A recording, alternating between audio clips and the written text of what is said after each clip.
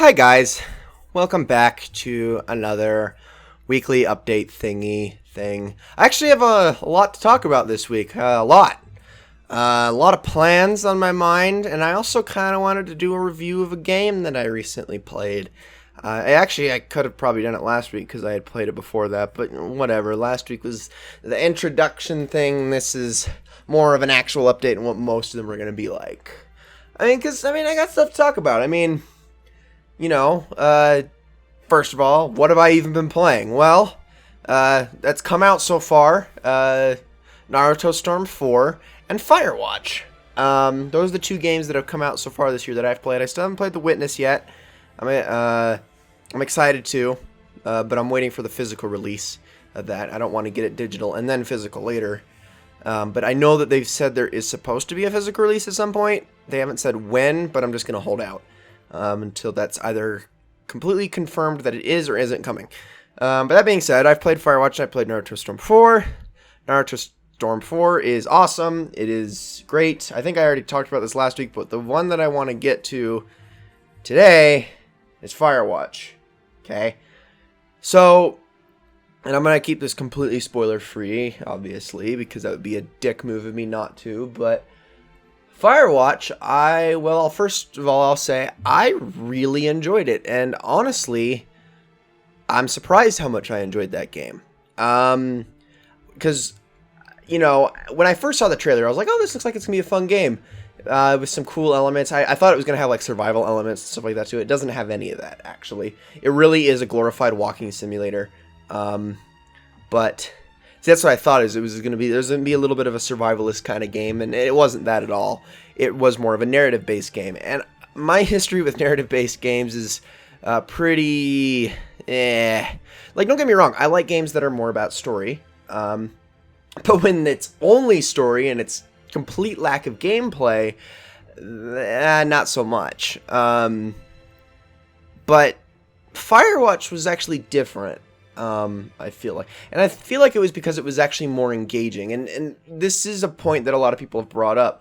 Firewatch is probably the first example I can think of telling a story in the style of a movie in a way, not necessarily that it's more engaging, but telling it in the way that a movie can't, but to the same level of quality. I feel like.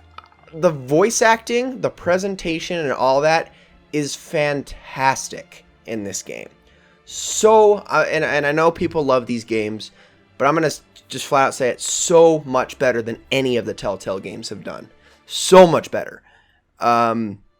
This game, the conversations that happen between the protagonist and really only one side character, who's practically a protagonist herself, they're realistic conversations. They feel so real. They feel genuine. They feel human. It's way beyond. Like, you can't tell that too much that it's scripted. It's really well done and smartly done at that. Is the game engaging gameplay-wise? Not really. It is a walking simulator. It can be a little bit. There is an interesting mechanic, because, and this isn't really a spoiler, but the game does the map system. You basically actually bring up an actual physical map and then a compass, and you can use those to get around. And the compass is very helpful if you don't want to bring up the map, because the map's kind of cumbersome. You can't really look at it while you're moving. You have to kind of stop, look, and glance at it. So you can kind of stop, glance at it, and then just use the compass from that point on, which is interesting. But the map also does have like a little marker, a little blip that shows you where you're at. Well, there's actually an option in the menu to turn that off. So if you're one of those people that wants to go for the higher level of immersion and stuff like that, you can actually do that, and then it makes it actually, again, more immersive to traverse your way through this wilderness and stuff like that as you go. So I guess that's engaging, but otherwise it's not really. It is more of a glorified walking simulator with a story to tell. And it does it way better than games like, what's even the company that made it? There's been those games like the same company that made Amnesia: Machine for Pigs, which I actually think that game's better. and people give it credit for, but their previous work, those have like been offensive with how devoid of gameplay they are. This is not like that. It's not that bad, but it tells its story so well, I feel like it makes up for it. I know people will disagree with me, but there was a very good point about Firewatch that was made. And that's that Firewatch is a game that you could probably watch and you wouldn't miss anything on it. I'd agree with that. I feel like it's a game that a Let's Player can do. You watch it, that's all you need to get out of it, and you're done. While that's not very good for the developers, because then you're not buying their game and you're not giving them money, it is something that at least should be experienced, whether being viewed or played. If you don't really have the biggest desire to play it, go watch it. Go watch a Let's Play of it. Go watch just a playthrough where there is no Let's Play, but it's just the game's just played through on YouTube. Go watch that. At least give yourself that, because that is worth it. Very, very worth it to sit down for a couple hours and watch that. Because the game's about, 3, 4, 5 hours. 5 hours at most, I think, if you do you really dig for secrets. Because there's quite a few Easter eggs in the game. But yeah, it's worth that time. It really is, because this way that the story is told and the way that the details that are put in and how immersive the environment of it is, it's fantastic. It's really a great game, and by far my favorite of all the narrative-based games I've played. I mean, that you could really just call strictly narrative. It's really well done. I was surprised, and I already know that the patch is out to fix the PS4 issues. The PC version runs great. That's actually what I played it on, was PC, because when I got it day one and I didn't want to wait for them to fix the PS4 issues. However, though, if I do Let's Play the game, I might get it later on PS4, because I cannot for the life of me record it on PC, because unfortunately on PC, my computer, that game has some pretty hefty system requirements, which is kind of strange. And doing that and running fraps and maintaining a good frame rate just was not something my computer could really do, which kind of sucks, or at least not do consistently. So I definitely need to get the PS4 version at some point if I plan on making videos about it. But that aside, Firewatch is good. It's actually a really good game, and I know a lot of people are giving it crap, especially for the ending, because they say the ending's underwhelming. I actually have to disagree with that. I'm not going to say anything about what the ending entails, but just that it's very underwhelming. Firewatch builds up a lot of suspense, and it almost feels at some points like it's going to become a horror game. Or at least that's what people say. I don't know if I ever really got that vibe. I feel like it's more of just a very good telling of what happens in a... Because to be fair, the whole entire game is very lonely. It's just two people. It is really just about two people. The main character and the person you're talking to. And it showcases paranoia. Like, realistic paranoia. How you would actually feel in these situations. And then the ending is a little bit underwhelming. But it feels real. It feels human. It feels natural, I think. That's what I actually really appreciate the ending for that reason. And I think again, that's another reason it's worth experiencing. Because the conclusion as to what happens kind of sucks. But the ending, like the very final ending of the game, the finale of it, is really well done. It is fun. It does kind of leave you with a lot more questions than answers, but sometimes that's a good thing. So Firewatch, go play it. It's a good game. So that's the first thing I wanted to go over. Next thing I wanted to talk about, well, I guess I should say the next game that I'm really looking forward to that's coming out is Pokken Tournament. I'm super excited for that. I actually have a Wii U now, so I could probably do videos on it. I am a Tekken fan, but as I've clearly seen, even though this is made by this exact same people who make Tekken, and well, clearly it has inspiration, Pokemon Tekken, it's not actually a Tekken game. However, my history with Bandai Namco fighters has always been good. What have they made? Soul Calibur, Naruto, and Tekken. 2 out of 3. Soul Calibur, I'm not really as familiar with, but I still like it. But the other two, I'm super familiar with. and I love them to death, especially Tekken. Tekken I've almost played to a competitive level with certain characters. I adore Tekken, and I'm kind of hoping to play Pokken the same way. I'm really hoping to, actually. I've even gone out of my way to get a Pro Controller for it. I'm excited as heck. I'm kind of hoping that, because I have a Cronus Max Pro, which allows me to sync up any controller to any system. Although I haven't tested that with the Wii U yet. I'm really hoping that I can get my PS4 controller integrated into the Wii U so I can play with that instead, because that would be awesome. I would love to be able to do that. And I'm excited. I'm excited for a lot of the characters in the roster, especially Breaksin and Suicune. Those are the two that I am the most excited to play as, and hopefully main. But I guess it really comes down to the way that the game plays when it comes out. I mean, clearly it's not like Tekken. It's much more open environment. It's a lot more mobile, a lot more vertical. Because it's more Pokemon than it is Tekken. But you know, that could be fun, because that could be a whole new interesting environment. Now, my only concern is with the game is that from what I saw, the reception of the arcade version in Japan was not that great.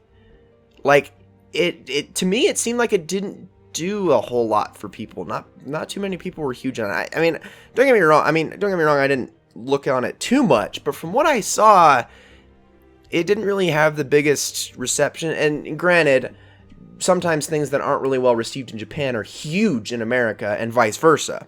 I mean, look at the PlayStation Vita. It's loved in Japan still, and it is all but dead out here in America.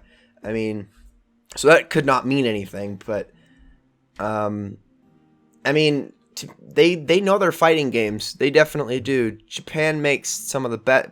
I think they make the best. They make really all the best fighting games. Like, let's be real. All the best fighting games come out of Japan. So if they weren't huge on Pokken, that could be a little concerning, but I'm not too worried about that. That's my only concern, and it's a minor one. But I'm excited for it. It is my next game I have on pre-order. I'm very happy to go get it the day it comes out, and hopefully I'm going to play it a little bit, warm up, get used to its controls, and then maybe make some videos on it. I mean, I'm hoping there's a solid single-player campaign I can actually make like a Let's Play of. That would be kind of cool. If not, I'll just maybe play through arcade mode a little bit, show it off. Try to show off each of the characters and see if I can get their moves down, because I'm assuming it works very differently. It's not combo-based as much. It's just kind of more about timing and getting the open attacks and all that kind of stuff, which is a lot easier to learn as far as character diversity is concerned. Like, again, the Naruto games. That's how the Naruto games play. There is one attack button, or at least for direct attacking.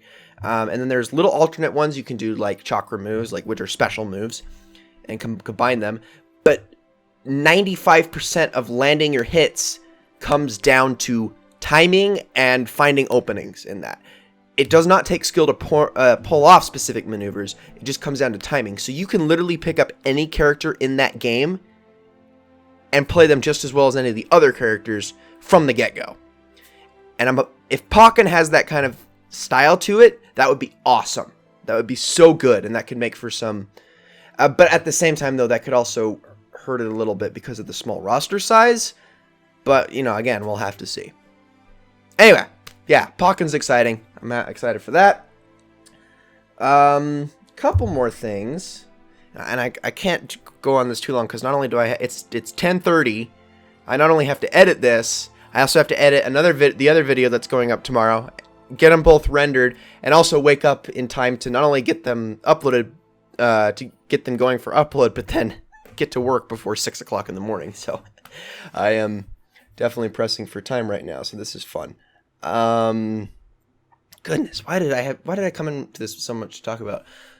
So, a couple other things. One thing I'm actually very excited for, of course, people know, I love Skyrim. I absolutely adore the Elder Scrolls. Well, Skyrim. I mean, I don't have a lot of experience with Oblivion and Morrowind, but I love Skyrim. And I don't just love Skyrim for the modding scene, I love it for the lore. I adore the lore of Skyrim and the environments and just the feel of it. I really like it. Fallout 4 just came out, and Doom is coming out, and Todd Howard recently announced that they've got 3 more big projects in the works, okay, and that are coming soon. I'm think it's safe to assume that one of those projects is the next Elder Scrolls game, Elder Scrolls 6. Well, I definitely know I'll be playing that when that comes out for sure. Definitely going to be giving it the treatment of Fallout, probably a better treatment than I've given Fallout 4, honestly, because I'm new to Fallout. I'm not new to Elder Scrolls, so I'm super excited for that. However, I have yet to give Skyrim a proper representation on my channel. I did a Let's Play of it that kind of died after like 20 episodes, mostly because I lost everything. My PS3 that I had at the time actually died. It got the yellow blinking light of death while I was Let's Playing it, and so I couldn't recover it. And I was thinking about just kind of working my way back up to it, and I was just like, screw it. So then later I tried to bring it back as a weekly series, where I did longer episodes but once a week, and tried to incorporate more humor and editing into it, and that kind of died too. I actually just lost interest in that. But I want to give it one more go. And the problem is the first 2 times I've also been Let's Playing it, again, on the PS3 version. I actually have a PC I can play it on now and record fine. What does PC mean? It means mods. Mods are what make Skyrim better. Now, I am not a person who goes in and freaking makes the Mushroom Kingdom in Skyrim. I'm not one of those kind of modders. I am just a person that likes to enhance the lore of Skyrim itself and stuff like that. Like, there are add-ons. There are mods out there that are almost like entire DLC packs added onto the game. And I've been playing some of those lately, and I think they're awesome. I am getting almost as hooked with this game as I was when I first played it 4 years ago.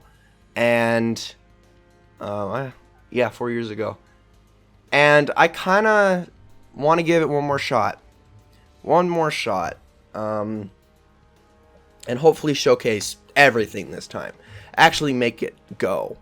And I think I'm gonna have to really condense my work onto it, in a small amount of time. But this is a game I can marathon with no second thoughts. I could sit down, and before I even know it, I've poured 6-7 hours into it. Just in one day. Of course on a day that I'm free, but I just get lost in it. It's super easy for me to do. And I'll admit, Let's Playing has affected me outside of actually Let's Playing. I am a person who has to have commentary on everything, just because I'm just so used to it. So I do that when I game. I literally wouldn't know any different if I just sat a mic in front of me while I was playing and just hit the record button. It'd probably still turn out a decent Let's Play. As decent as I do anyway. So I'm thinking, why not just do what I always do? Marathon the game, play through it, and record it, put it up on YouTube. Make a Let's Play. I've kind of been doing that for 4 years now. Almost 5, gosh. And let's give it one more go. Try to make it a separate thing. I'm definitely going to have to finish Fallout 4 before I even start this, so don't expect it anytime soon. But it's been on my mind a lot, because it's been my leisure game of choice lately. Thank goodness I've thrown Destiny to the side for a while, and that's going to stay to the side until they fix that damn game. But for now, Skyrim's been my thing. I'm kind of obsessed with it at the moment, and I have no shame in it, because Skyrim is a great game, and I dare anyone to prove me otherwise. Okay, yes, it has its bugs and stuff like that, but you know what? This is one of those few games where I gladly accept all the bugs it throws at me, because they just make, aside from the ones that kick me to the freaking my freaking desktop, but most of those have to do with overload of mods. All the in-game bugs are 95% of the time just hilarious, and they may enhance the game even more. Not saying it's an acceptable thing in gaming, but I feel like Skyrim's the only game that gets away with that. Anyway, so Skyrim LP, gonna probably give it one more shot. Hey, I still haven't LP'd it as much as I've LP'd Shadow of the Colossus, so you can't really fault me for that. And not to mention, it's been over a wider space of time. Speaking of Shadow of the Colossus, though, this is the last thing I wanted to touch on. So, I read a book by Nick Sutner. In fact, give me a second. It is called... Hold on. Okay. I got this book. Actually, the day it came out... But it actually came out a couple months ago. Actually, I think it's several months ago. Sometime last year. And it is from the Boss Fight Books series. And I think it's just called Shadow of the Colossus. It's just Shadow of the Colossus in the Boss Fight Book series on Kindle, the Amazon Marketplace. There might be a physical copy out somewhere, but I only saw the Kindle version, so that's what I got. And I read through it, and I was kind of inspired. The whole entire book, basically all it does is it kind of just relays what a piece of art Shadow of the Colossus is. And don't get me wrong, even I, going through this book, rolled my eyes several times going, okay, come on, this game is not that good, or it's not like it's... Because I know there are people that are of the firm belief that even the worst parts of Shadow of the Colossus were intentional. And, you know, this was, you know, it was meant to be bad for symbolism's sake. And it's just like, okay, come on, get your head out of your ass. But that aside, I understand the points that are being made. And this has made me want to do a certain video series. And I don't expect it for a long time. This is going to take a lot of preparation. But I have been thinking about doing journalistic pieces on my favorite video games and kind of comparing them and kind of showcasing what they do the best, okay? Because my favorite video games, they all do that in a way that I feel like they do that in ways that no other games do. Shadow of the Colossus is the best. I would not best at not necessarily symbolism.